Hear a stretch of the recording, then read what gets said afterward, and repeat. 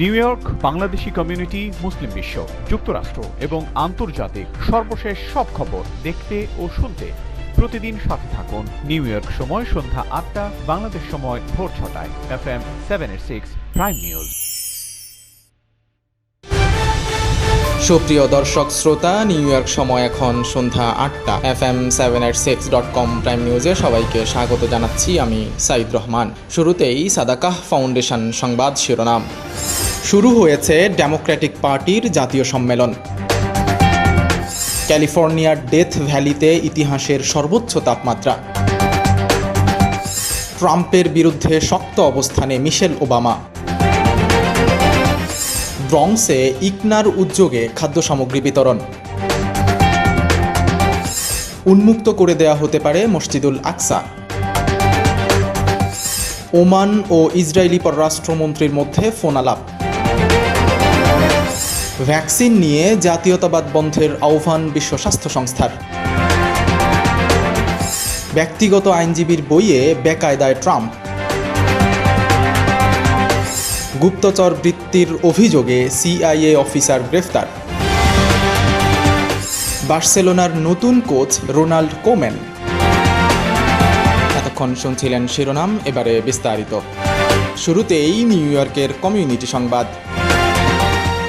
Islamic Circle of North America ইকনার উদ্যোগে নিউ ইয়র্কের ব্রঙ্কসে করোনা মহামারীতে ক্ষতিগ্রস্তদের মাঝে খাদ্য সামগ্রী বিতরণ করা হয়েছে। 17 আগস্ট বিকাল 6টায় স্টার্লিং বাংলাবাজার এলাকার স্টার্লিং ফার্মেসির সামনে খাদ্য সামগ্রীর পাশাপাশি মাস্ক বিতরণ করা হয়। এই কার্যক্রমে সহযোগিতা করেছে Bangladeshi American community council, Bronx Bangladesh society, Bronx Bangladesh association এবং রংধনু সোসাইটি। এ সময় বক্তব্য রাখেন বাংলাদেশি আমেরিকান কমিউনিটি কাউন্সিলের সভাপতি মোহাম্মদ এন মজুমদার, সাধারণ সম্পাদক নজরুল হক, বাংলাদেশি কমিউনিটি অব নর্থ ব্রঙ্কসের সাধারণ সম্পাদক মঞ্জুর চৌধুরী জগলুল এবং ব্রঙ্কস বাংলাদেশ অ্যাসোসিয়েশনের সভাপতি এ ইসলাম মামুন। যুক্তরাষ্ট্রের ওয়ারেন সিটির বাসিন্দা বিয়ানীবাজার সামাজিক ও সাংস্কৃতিক সমিতির প্রচার সম্পাদক মাসুদ আহমেদের বোনের জামাই মোহাম্মদ আতিকুর রহমান ইন্তেকাল করেছেন। ইন্না লিল্লাহি ওয়া ইন্না ইলাইহি রাজিউন। পরিবারের পক্ষ থেকে জানানো হয়েছে, মর্মান্তিক এক সড়ক দুর্ঘটনায় আতিকুর রহমানের মৃত্যু হয়েছে। স্টপ দ্য ভায়োলেন্স স্লোগানকে সামনে রেখে অ্যান্টি গান ভায়োলেন্স টাউন হল মিটিং এর আয়োজন করা হয়েছে নিউ ইয়র্ক সিটি পুলিশের পক্ষ থেকে। সচেতনতামূলক এই প্রোগ্রামটি অনুষ্ঠিত হবে 20 আগস্ট দুপুর 2টা থেকে সন্ধ্যা 8টা পর্যন্ত। নিউ ইয়র্ক সিটির 75 হিল স্ট্রিট স্ট্যাটেন্ট আইল্যান্ডে অনুষ্ঠিত হতে যাওয়া এই প্রোগ্রামে বন্দুকের নিরাপদ ব্যবহার, গোলাগুলিতে নিজেকে নিরাপদ রাখার কৌশল সহ এ সংক্রান্ত নানা বিষয়ে প্রশিক্ষণ দেওয়া হবে। বাইতুল হামদ ইনস্টিটিউটের উদ্যোগে ফুল টাইম হিফজুল কোরআন শিক্ষার আয়োজন করা হয়েছে। এই আয়োজনের পরিচালনায় থাকবেন শায়েখ মুফতি জামাল উদ্দিন। রাজ্যের একাডেমিক কারিকুলাম অনুমোদিত এই প্রোগ্রামে অংশ নিতে আগ্রহীদের ব্রঙ্কসের বাইতুল মামুর জামে মসজিদে যোগাযোগ করতে অনুরোধ করা হয়েছে। মুসলিম লিগ্যাল ফান্ড অব আমেরিকার উদ্যোগে the show about justice with Ayman Talib শীর্ষক ভার্চুয়াল অনুষ্ঠানের আয়োজন করা হয়েছে। আজ মঙ্গলবার বিকেল 5টায় অনুষ্ঠিত হওয়া এই আয়োজন সংস্থাটির ফেসবুক পেজ থেকে লাইভ সম্প্রচার করা হয়। আইমান তালিবের সঞ্চালনায় অনুষ্ঠানে অতিথি হিসাবে উপস্থিত ছিলেন মোহাম্মদ এলাশি। গতকাল সোমবার থেকে শুরু হয়েছে ডেমোক্রেটিক পার্টির জাতীয় সম্মেলন। 4 দিনের এই ভার্চুয়াল সম্মেলনে সারা দেশ থেকে যেসব প্রতিনিধি ও বক্তা অংশ নেবেন তাদের মিলিত লক্ষ্য একটাই, 3 নভেম্বরের নির্বাচনে প্রেসিডেন্ট ট্রাম্পের বিরুদ্ধে তাদের প্রার্থী জো বাইডেনকে জয়যুক্ত করা। ডেমোক্রেটিক দলের প্রাক্তন 2 প্রেসিডেন্ট বারাক ওবামা ও বিল ক্লিন্টন এবং 2016 সালের প্রেসিডেন্ট পদপ্রার্থী হিলারি ক্লিন্টন সহ বহু উজ্জ্বল তারকা এই সম্মেলনে বক্তব্য দেবেন। প্রেসিডেন্ট ডোনাল্ড ট্রাম্পের কড়া সমালোচনা করেছেন যুক্তরাষ্ট্রের সাবেক ফার্স্ট লেডি মিশেল ওবামা। এর পাশাপাশি ভোটারদের ডেমোক্র্যাট পার্টির প্রার্থী জো বাইডেনের পক্ষে রায় দেওয়ার আহ্বান জানিয়েছেন তিনি। সোমবার ডেমোক্র্যাট দলের জাতীয় সম্মেলনের প্রথম রাতে রিপাবলিকান নেতা ট্রাম্পের কড়া সমালোচনা করেছেন মিশেল ওবামা। তিনি বলেন, 4 বছরের মেয়াদে ট্রাম্প যে পরিমাণ বিশৃঙ্খলা সৃষ্টি করেছেন তার ইতি টানতে ভোটারদের সাবেক ভাইস প্রেসিডেন্ট বাইডেনকে বেছে নেওয়া উচিত।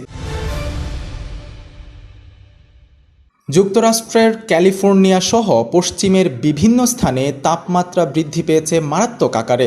16 আগস্ট ক্যালিফোর্নিয়ার ডেথ ভ্যালি ন্যাশনাল পার্কে বিশ্ব ইতিহাসের সর্বোচ্চ তাপমাত্রা রেকর্ড করা হয়েছে। ডেথ ভ্যালি তথা মৃত্যু উপত্যকায় ওই দিন 130 ডিগ্রি ফারেনহাইট তথা 54.4 ডিগ্রি সেন্টিগ্রেড তাপমাত্রা রেকর্ড করা হয়। 17 আগস্ট রেকর্ডকৃত এই তাপমাত্রা যাচাই করে অনুমোদন দিয়েছে ইউএস ন্যাশনাল ওয়েদার সার্ভিস। এবারে অন্যান্য খবর। বিশ্ব স্বাস্থ্য সংস্থার মহাপরিচালক তেদ্রোস আধানম গ্যাব্রিয়েসুস করোনা ভ্যাকসিনের নামে জাতীয়তাবাদ বন্ধ করার আহ্বান জানিয়েছেন। তিনি বলেন, যে কয়েকটি দেশ ভ্যাকসিন গবেষণায় এগিয়ে আছে তারা সবাই আগে নিজেদের নিরাপত্তার কথা বিবেচনা করছে, যা এই মহামারীকে আরও উস্কে দিতে পারে। গ্যাব্রিয়েসুস বলেন, যদি আমরা গাঠনিক এবং বৈশ্বিকভাবে চিন্তা করি তাহলে কেউই নিরাপদ নয়, অথচ রাষ্ট্রগুলো শুধু নিজেদের কথাই ভাবছে। যুক্তরাজ্য থেকে আবার প্রকাশিত হতে যাচ্ছে দৈনিক আমার দেশ। খুব শিগগিরই পত্রিকাটির অনলাইন প্রকাশনা শুরু করার সিদ্ধান্ত নেওয়া হয়েছে। প্রকাশের দায়িত্বে থাকছে আমার দেশ পাবলিকেশনস ইউকে। প্রাথমিক সিদ্ধান্ত অনুযায়ী 30 আগস্ট থেকে পৃথিবীর সব প্রান্তের পাঠকরা পত্রিকাটির অনলাইন দেখতে পাবেন। উল্লেখ্য, 2013 সালের 11 এপ্রিল পত্রিকাটির প্রকাশনা বন্ধ করে দিয়েছে বাংলাদেশ সরকার। এবারে মুসলিম বিশ্বের খবর। ইসরায়েলি পররাষ্ট্রমন্ত্রী গাভি আশকেনাজির সঙ্গে ফোন আলাপ করেছেন ওমানের পররাষ্ট্রমন্ত্রী ইউসুফ বিন আলাউই বিন আবদুল্লাহ। আল আরাবিয়ার বরাতে জানা যায়, মঙ্গলবার আশকেনাজির সঙ্গে ফোন আলাপে সংযুক্ত আরব আমিরাত ও ইসরায়েলের শান্তি চুক্তিকে সাধুবাদ জানিয়েছেন ওমান পররাষ্ট্রমন্ত্রী। তার আশা, এর ফলে মধ্যপ্রাচ্যে দীর্ঘস্থায়ী শান্তি স্থাপিত হবে। এর আগে ইসরায়েলের গোয়েন্দা মন্ত্রী এক সাক্ষাৎকারে বলেছেন, আমিরাতকে অনুসরণ করে ওমান ও বাহরাইন এবার শান্তি চুক্তি করতে চাইছে ইসরায়েল সঙ্গে। এ বিষয়ে তাদের সঙ্গে আলোচনা চলছে। জেরুজালেম শহরে অবস্থিত আল আকসা মসজিদ খুলে দিলেই মুসলিম বিশ্বের সঙ্গে ইসরায়েলের বিরোধ ও উত্তেজনা অনেকাংশে কমে যাবে, এমনটাই মনে করেন মার্কিন প্রেসিডেন্ট ডোনাল্ড ট্রাম্পের সিনিয়র উপদেষ্টা ও জামাতা জেরার্ড কুশনার। তিনি বলেন, আমিরাত ইসরায়েলের চুক্তিতে দুই পক্ষের মানুষই উচ্ছ্বসিত। ইসরায়েলেরা সৌন্দর্যমণ্ডিত দুবাই ঘুরতে উদ্গ্রীব হয়ে আছেন, আর আমিরাতের মানুষ মুসলিম বিশ্বের পবিত্র আল আকসা মসজিদে যেতে অধীর আগ্রহে অপেক্ষা করছেন। এবারে বাংলাদেশ প্রসঙ্গ। সিঙ্গাপুরের এক নাগরিক সহ 4 বাংলাদেশিকে গ্রেফতার করেছে দেশটির অভিবাসন বিষয়ক কর্তৃপক্ষ ইমিগ্রেশন অ্যান্ড চেকপয়েন্টস অথরিটি। অভিবাসন সংক্রান্ত অপরাধের কারণে তাদেরকে গ্রেফতার করা হয়েছে বলে জানা গেছে। সোমবার এই খবর জানিয়েছে সিঙ্গাপুরের সংবাদ মাধ্যম the Straits Times. FM 786 prime নিউজে এবার একটি বিরতির পর ফিরে এসে জানাবো আরও কিছু গুরুত্বপূর্ণ খবর। সাদাকা ফাউন্ডেশন USA, মার্কিন যুক্তরাষ্ট্র ভিত্তিক সাহায্য সংস্থা, জাতি ধর্ম বর্ণ নির্বিশেষে বিপন্ন মানবতার পাশে সব সময়।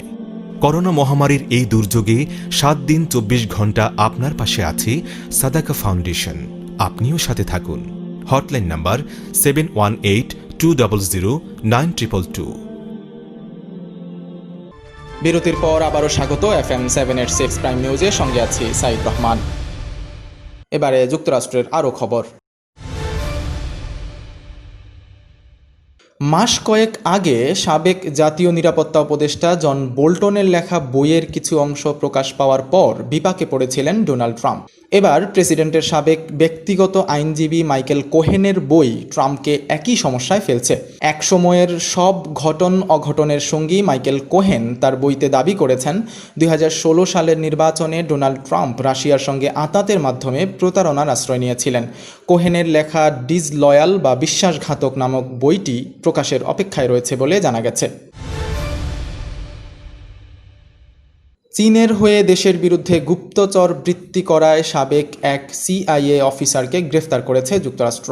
অভিযোগ রয়েছে আলেকজান্ডার ইউক চিং মা নামের এই অফিসার চীনের গোয়েন্দাদের কাছে তথ্য পাচার করেছেন। 14 আগস্ট তাকে গ্রেফতার করা হয়েছে বলে জানিয়েছে ইউএস জাস্টিস ডিপার্টমেন্ট। বিশ্লেষকরা বলছেন, চীন ও যুক্তরাষ্ট্রের বিবাদমান এই সময়ে এটি বেশ চাঞ্চল্যকর একটি খবর। দেশে টাকা পাঠানো জরুরি, ব্যাংক বন্ধ, আর নয় অপেক্ষা। 24 ঘন্টা মানি ট্রান্সফার সেবা নিয়ে এলো সেন্ডওয়েভ। আকর্ষণীয় এক্সচেঞ্জ রেটে কোনো ফি ছাড়াই ঘরে বসে যে কোনো সময় নিরাপদে আমেরিকা, ইউকে ও ইউরোপ থেকে টাকা পাঠান বাংলাদেশে। সেন্ডওয়েভ মুহূর্তে পৌঁছে দেবে আপনার প্রিয়জনের বিকাশ অ্যাকাউন্টে। ডাউনলোড করুন সেন্ডওয়েভ অ্যাপ আর লগ অন করে প্রিয়জনের কাছে নির্ঝঞ্ঝাট টাকা পাঠান যখন প্রয়োজন তখন। Sendwave, send money with love. এবারে খেলার খবর। সেতিয়ানকে বরখাস্ত করার পর নতুন কোচ চূড়ান্ত করে ফেলেছে বার্সেলোনা। আনুষ্ঠানিকভাবে ঘোষণা না এলেও বিভিন্ন মাধ্যমে জানা গেছে রোনাল্ড কোমেন হচ্ছেন মেসিদের পরবর্তী কোচ। ইতোমধ্যে এই ডাচ কোচের সঙ্গে কথাবার্তা চূড়ান্ত করে ফেলেছে বার্সেলোনা। বর্তমানে নেদারল্যান্ডস জাতীয় ফুটবল দলের হেড কোচ হিসেবে দায়িত্ব পালন করছেন কোমেন। ইউরোপিয়ান সংবাদ মাধ্যমগুলোর দাবি, এই সপ্তাহেই বার্সায় যোগ দেবেন কোমেন। FM786.com প্রাইম নিউজ এখনকার মতো এ পর্যন্তই। বিদায় নেওয়ার আগে আবারও জানিয়ে দিচ্ছি সাদাকাহ ফাউন্ডেশন প্রধান খবরগুলো। শুরু হয়েছে ডেমোক্রেটিক পার্টির জাতীয় সম্মেলন। ক্যালিফোর্নিয়ার ডেথ ভ্যালিতে ইতিহাসের সর্বোচ্চ তাপমাত্রা। ট্রাম্পের বিরুদ্ধে শক্ত অবস্থানে মিশেল ওবামা। ব্রঙ্কসে ইকনার উদ্যোগে খাদ্য সামগ্রী বিতরণ।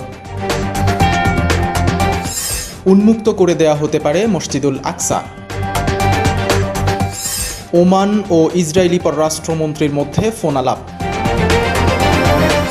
ভ্যাকসিন নিয়ে জাতীয়তাবাদ বন্ধের আহ্বান বিশ্ব স্বাস্থ্য সংস্থার। ব্যক্তিগত আইনজীবীর বইয়ে বেকায়দায় ট্রাম্প। গুপ্তচর বৃত্তির অভিযোগে সিআইএ অফিসার গ্রেফতার। বার্সেলোনার নতুন কোচ রোনাল্ড কোমেন। সবাই ভালো থাকুন, সুন্দর থাকুন, এই শুভকামনায় আজকের মতো বিদায় নিচ্ছি আমি সাইদ রহমান।